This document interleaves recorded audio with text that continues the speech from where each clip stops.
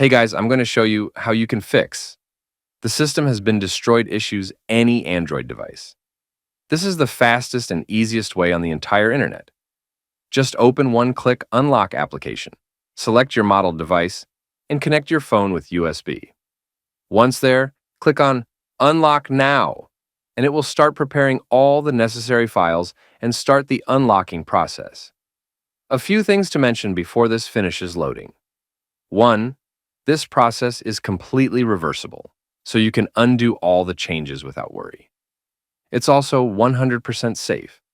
I've had this installed on my phone for quite a while now, and it's going to start unpacking all the packages you need. It's not complicated at all, so don't worry. I'm going to show you what this will look like from beginning to end. Just make sure you wait on the home screen. Don't do anything, and soon, depending on your Wi-Fi speed, should start finishing installing all files. The next thing you need to do is to simply head over to the pinned comments down below. There, I explain exactly where you can get one-click unlock application. So just head over to the pinned comments, leave a like if this method worked for you at the end, and that's it.